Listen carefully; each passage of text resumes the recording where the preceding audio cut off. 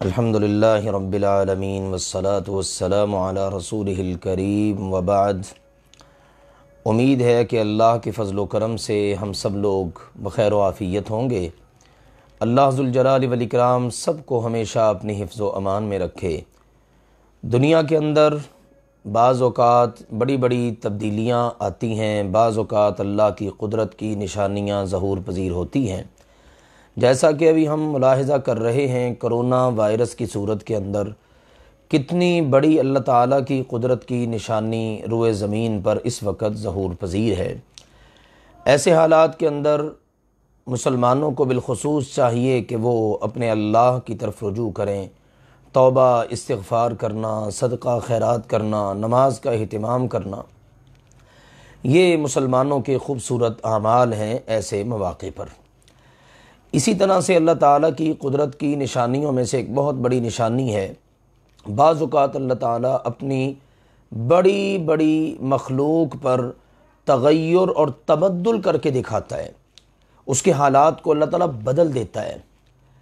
جیسے سورج دن بھر پوری زمین پر روشنی برساتا ہے، لیکن سبحان اللہ، اللہ کی قدرت دیکھیے کہ اللہ تعالیٰ بعض اوقات سال میں ایک دفعہ، دو دفعہ یا اس سے زائد یا کم مرتبہ اللہ تعالیٰ اس کی روشنی کو بالکل ماند کر دیتا ہے، بعض اوقات تو بالکل ختم ہو جاتی ہے، اندھیرا چھا جاتا ہے۔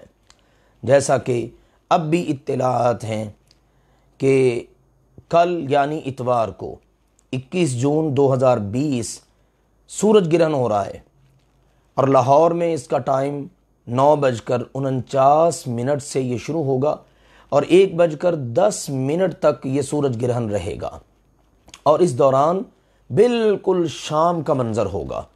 کتنی بڑی اللہ تعالیٰ کی قدرت کی یہ نشانی ہے، سبحان اللہ، کہ جگمگاتا سورج، پوری دنیا کے اندر روشنی بکھیرتا ہوا یہ سورج، اور اتنی تپش اس کی، اور اس کی روشنی کی وجہ سے زمین تپ رہی ہوتی ہے، اتنی گرمائش، لیکن اللہ ذوالجلال والاکرام اس کی روشنی کو ختم کر کے اللہ تعالیٰ جب چاہے روئے زمین پر اندھیرا پیدا کر دے۔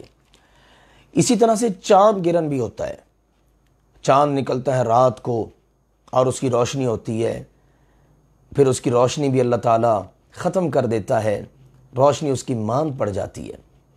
ایسے مواقع پر مسلمانوں کو تعلیم دی گئی ہے کہ مسلمانوں، ہمارے پیارے نبی کریم صلی اللہ علیہ وآلہ وسلم نے فرمایا، ان الشمس والقمر آیتان من آیات اللہ، یقین جانو یہ سورج اور یہ چاند اللہ تعالیٰ کی نشانیوں میں سے دو بہت بڑی نشانیاں ہیں۔ ہم دیکھتے ہیں اپنی آنکھوں کے ساتھ، دن کو سورج نکلتا ہے، رات کو چاند نکلتا ہے، تو یہ اللہ تعالیٰ کی قدرت کی بہت بڑی نشانی ہے۔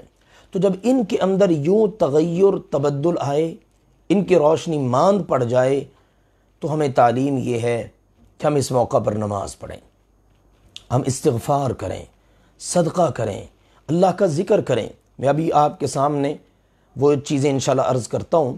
جو نماز ہم نے پڑھنی ہے، اس نماز کو کہا جاتا ہے نماز خسوف یا نماز کسوف، خاء کے ساتھ بھی ذکر کیا گیا ہے اور کاف کے ساتھ بھی۔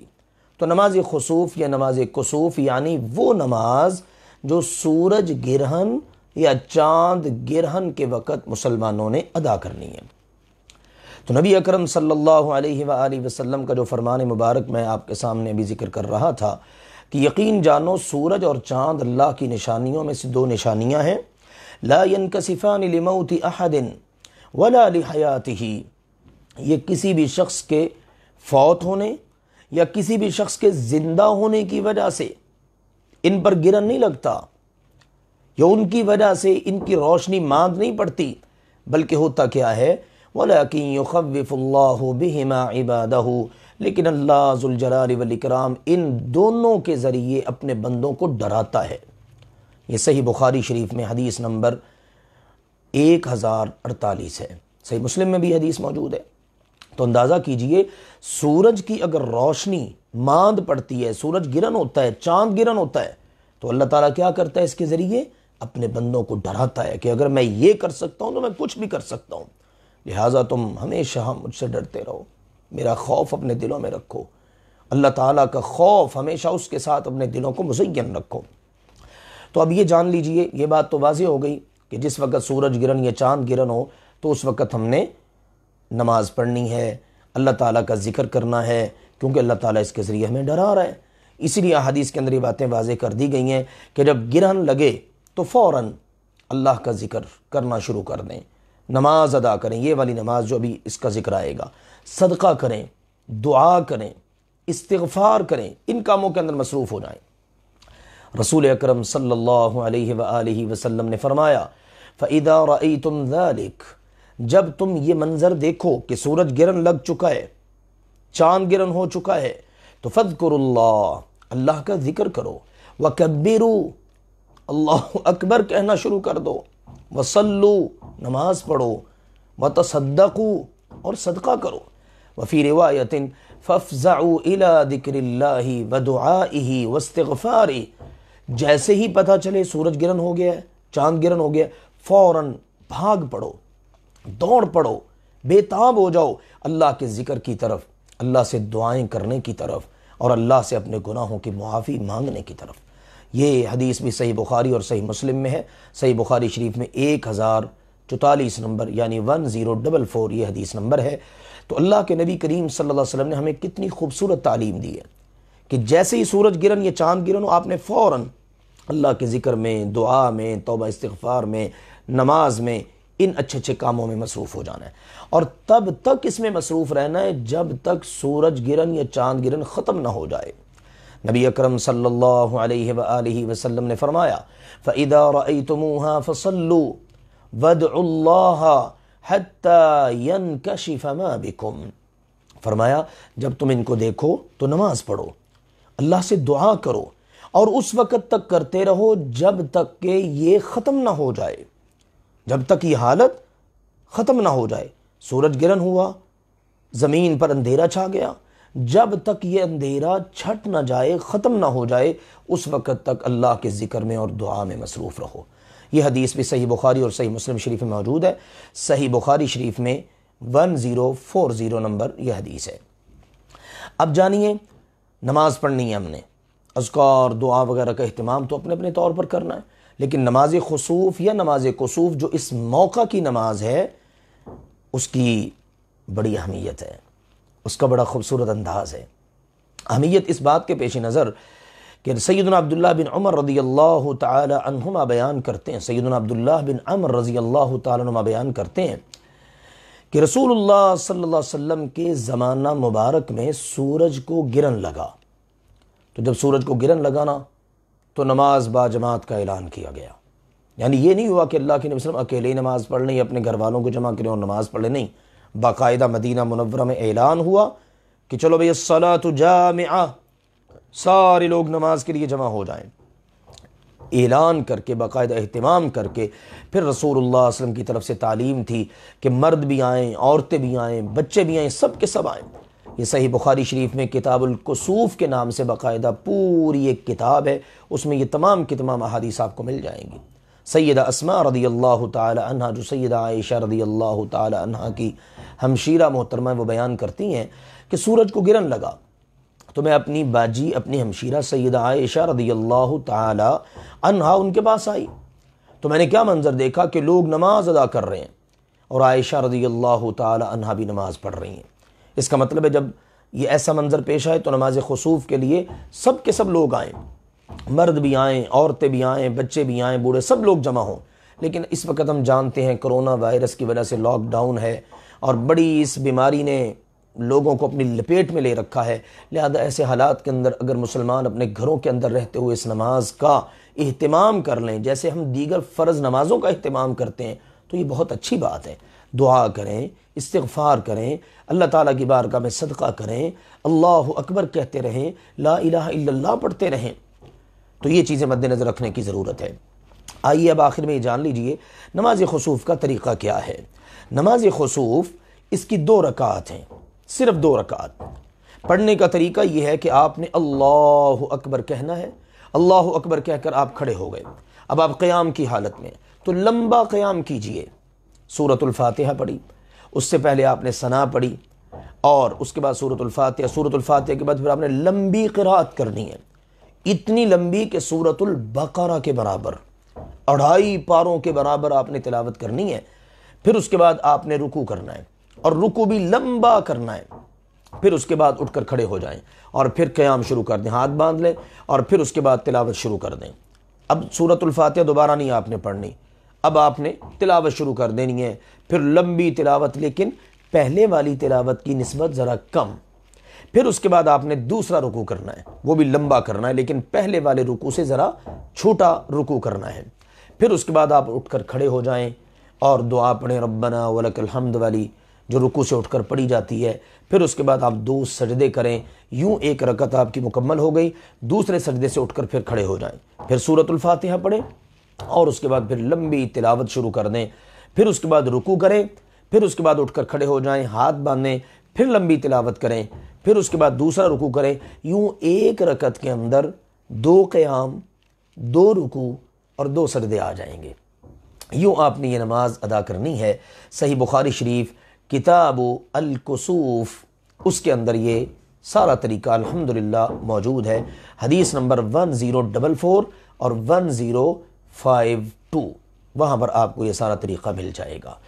اب چند ایک باتیں اس کے ساتھ آخر میں یہ بھی مد نظر رکھیے کہ نماز خسوف میں تلاوت اونچی آواز میں کرنی ہے۔ اب گھر میں بھی کر رہے ہیں، بچوں کو جمع کریں، اپنے گھر والوں کو جمع کریں، بہن بھائی جمع ہو جائیں، سب لوگ گھر کے افراد جمع ہو جائیں اور یوں نماز پڑھیں۔ مرد آگے کھڑا ہو جائے گا جس نے امامت کروانی ہے، اس کے پیچھے مرد یا بچے جو ہیں وہ آخر میں خواتین کھڑی ہو جائیں گی۔ سیدہ عائشہ رضی اللہ تعالیٰ عنہ بیان کرتی ہیں کہ نبی اکرم صلی اللہ علیہ وآلہ وسلم نے نماز خسوف میں بلند آواز میں قرات کی، جہری قرات فرمائی۔ یہ حدیث بھی صحیح بخاری شریف میں موجود ہے۔ ہر رکعت میں 3 اور 4 رکوع کرنا بھی جائز ہے، یعنی آپ 2 کی بجائے 3 رکوع کر لیں، اب 4 رکوع کر لیں، یہ بھی جائز ہے۔ صحیح مسلم شریف میں اس حوالے سے کتاب الکسوف میں حدیث موجود ہے۔ اب نماز آپ نے تب ختم کرنی ہے جب گرن ختم ہو جائے، یعنی اندازہ کر لیجئے کل 9:49 پر مثال کے طور پر لاہور میں شروع ہو رہا ہے اور اس کے بعد یہ ختم ہوگا 1:10 پر، تو پورے کا پورا وقت آپ اگر یہ پڑھتے رہیں، نماز بہترین عمل ہے اور ایسا کرنے کی کوشش کرنی چاہیے۔ صحیح بخاری اور صحیح مسلم میں یہ بات موجود ہے کہ گرن ختم ہونے تک آپ نماز پڑھتے رہیں۔ دیگر باتیں بھی چونکہ بتائی گئی ہیں ان کا اہتمام کرتے رہیے۔ نماز خسوف میں ہاتھ اٹھا کر دعا کرنا بھی ثابت ہے۔ اب نماز خسوف ادا کر رہے ہیں اور اس میں آپ ہاتھ اٹھا کر اللہ تعالیٰ سے دعا کر رہے ہیں، معافیاں مانگ رہے ہیں، استغفار کر رہے ہیں، مسلمانوں کے حالات کے لیے دعا کر رہے ہیں۔ سیدنا عبد الرحمن بن سمرہ رضی اللہ عنہ بیان کرتے ہیں فَأَتَيْتُهُ وَهُوَ قَائِمٌ فِي الصَّلَاةِ، جب میں رسول اللہ صلی اللہ علیہ وسلم کی خدمت میں حاضر ہوا اس وقت آپ علیہ الصلوۃ والسلام نماز خسوف ادا کر رہے تھے، پڑھا رہے تھے۔ رافع یدی، آپ نے اپنے دونوں ہاتھوں مبارک کو اٹھا رکھا تھا۔ فجعل یسبح ویحمد ویہلل ویکبر ویدعو، اور اللہ کے رسول صلی اللہ علیہ وسلم کیا کر رہے تھے؟ تسبیح، سبحان اللہ وبحمدہ سبحان اللہ العظیم، اللہ کی حمد و ثنا بیان کر رہے تھے، لا الہ الا اللہ پڑھ رہے تھے، تکبیرات پڑھ رہے تھے، اللہ اکبر کے کلمات، اور دعائیں کر رہے تھے۔ یہ ہے اس نماز کے اندر اللہ کی بارگاہ میں آہوزاری کرنے کا ایک انداز اور طریقہ۔ یہ بات بھی صحیح مسلم شریف میں موجود ہے۔ اس کے بعد آخر میں کیا کرنا ہے؟ نماز پڑھ لی، اب نماز پڑھنے کے بعد رسول اللہ صلی اللہ علیہ وسلم نماز پڑھا لینے کے بعد خطبہ ارشاد فرماتے اور اس کے اندر لوگوں کو نصیحت کرتے کہ اللہ کے بندو تقوی اختیار کرو، اللہ کے عذاب کا خوف، اس کا ذکر کرتے، گناہوں کا ڈر، اور اسی طرح سے ذکر اذکار اور صدقہ خیرات، ان چیزوں کی آپ تلقین فرماتے۔ صدقہ کرو، اللہ کا ڈر اپنے دلوں میں پیدا کرو، اللہ سے ڈرو، اللہ کا ذکر کرو، اللہ کی بارگاہ میں اپنے گناہوں کی معافی مانگو۔ صحیح بخاری شریف میں کتاب الکسوف میں یہ بات موجود ہے۔ الحمدللہ یہ ساری کی ساری باتیں صحیح بخاری اور صحیح مسلم شریف میں موجود ہیں۔ آج مسلمانوں کو ان چیزوں کا نہیں پتہ، مسلمانوں کو ان چیزوں کا علم ہی نہیں ہے۔ نماز خسوف یہ کیا چیز ہے؟ بعض لوگ بڑی حیرانگی کا اظہار کرتے ہیں، لیکن المیہ ہے کہ ہمارے معاشرے میں بہت ساری غلط باتیں وہ رواج پا گئی ہیں۔ مثال کے طور پر چاند گرہن ہو رہا ہے جی، سورج گرہن ہو رہا ہے، آپ نے کوئی لوہے کی چیز لے کر باہر نہیں نکلنا، آپ نے جناب کوئی چھری وغیرہ لے کے باہر نہیں نکلنا، حاملہ خواتین وہ باہر نہ نکلیں، بھائی عجیب باتیں. ہاں اگر ڈاکٹر کہتا ہے تو ایک الگ بات ہے، خواتین کی اپنی طبیعت ہے، یا بعض مریض وغیرہ ہوتے ہیں. اب بھی ڈاکٹر کہہ رہے ہیں کہ کل اگر سورج گرہن مثال کے طور پر ہوتا ہے تو آپ لوگوں نے سورج کی طرف نہیں دیکھنا، بچوں کو باہر نہیں نکلنے دینا. ممکن ہے وہ طبیعت پر اثر انداز ہوں اس کی شعاعیں، یا وہ ماحول، یا وہ موسم، یا وہ منظر. یہ احتیاطی تدابیر کے طور پر ہو سکتا ہے، لیکن ہمارے ہاں بلا وجہ کے توہمات، یہ ہو جاتا ہے، وہ ہو جاتا ہے، یہ نقصان ہو جاتا ہے، وہ نقصان ہو جاتا ہے، جی فلاں کی وجہ سے ہوا ہے ایسا سورج گرہن یا چاند گرہن، فلاں کی وجہ سے. نبی کریم صلی اللہ علیہ وسلم نے واضح کر دیا ہے یہ کیا ہے سورج گرہن یا چاند گرہن، اللہ کی نشانیوں میں سے نشانی ہے، اور اس کے ذریعے اللہ اپنے بندوں کو ڈراتا اور خبردار کرتا ہے. اللہ ذوالجلال والاکرام ہم سب کو ہر قسم کے توہمات سے بچتے ہوئے خالص قرآن و سنت کے مطابق ہر اپنا لمحہ وقت گزارنے کی توفیق عطا فرمائے. اور جن مقاصد کے لیے اللہ تعالیٰ یہ چاند گرہن سورج گرہن کرتا ہے، اللہ ہمیں وہ مین مقصد اللہ کا ڈر وہ اپنے دلوں میں پیدا کرنے کی توفیق عطا فرمائے. آمین. اللہ ہم سب کا حامی و ناصر ہو. والسلام علیکم ورحمۃ اللہ وبرکاتہ.